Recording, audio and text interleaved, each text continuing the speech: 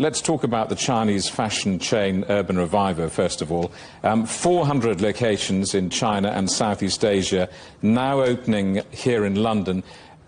What brand is it? What kind of brand is it? Yeah, thanks for having me, Jamie and Paul. Urban Revivo is, many people will call it the Zara of China. Like many Chinese companies these days, they're working very hard to build a trusted brand overseas. So they're not just selling clothing, they're working on an image and a reputation overseas. And I think we're seeing, as we just saw, you just mentioned, they've opened their latest store here in London.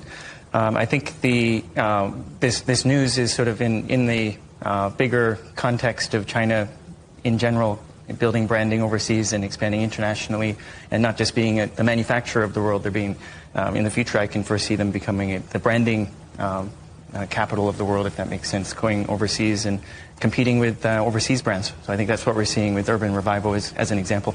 Mm-hmm. Interesting that you call it the sort of Chinese version of Zara. Zara, though, still has a real supremacy, dominance in the retail market, doesn't it? Amazingly, Topshop making a comeback, huge part of my youth here in London. Can Urban Revivo really make its mark against these kind of really established Western names here in London, here in the West? Such an interesting topic. You know, to go to other industries, for example, you would call BYD would also expanding quickly in the UK as the Tesla of China, if you want to say it that. But they've actually exceeded Tesla recently in some numbers.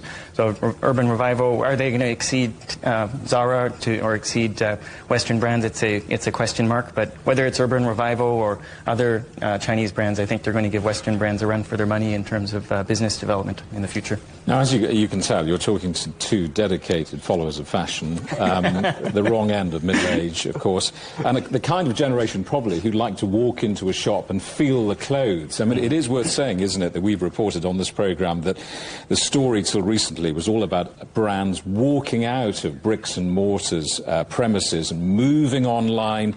Is that changing, and what is the future for the high street? So interesting, isn't it, that over the last 10 years it's been a move to online sales and cross-border trade, Amazon, etc., including with Chinese brands selling on Amazon, etc. I think you're right that the next 5 years to 10 years we're going to see an offline revolution or return to offline across industries. What we're seeing, my company has helped over 300 different brands from China expand overseas.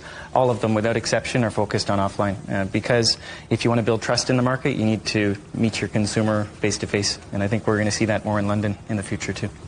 We were just reporting that Shein, which has got a big name here, actually saw global profits fall in part due to these tariffs in America. How important, you know, for the people that you work with, how important is Europe now as a growth area for Chinese, specifically for clothing brands? Are they really focusing on Europe now? We've seen an uptick of 50% in terms of our revenue. In an interest in the UK and Germany compared to a few years ago. If you ask Chinese brands where they growing to, they'd say probably the US.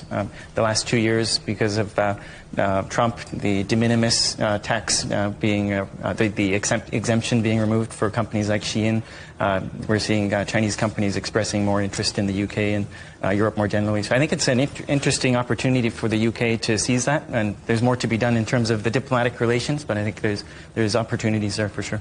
And can I ask you, when you're doing all your research for all of these many companies you represent, there's no such thing as the customer, is there? There's loads of demographics, aren't there? I mean, are you talking essentially about a very mobile, younger consumer, where older consumers, I'm not pointing to you particularly, but I mean, older consumers just do what they've always done and are very difficult to change in our own purchasing habits? Are you talking about young consumers? I think they're targeting younger people that are, interestingly, less interested in social media and more interested in the offline experience in a store.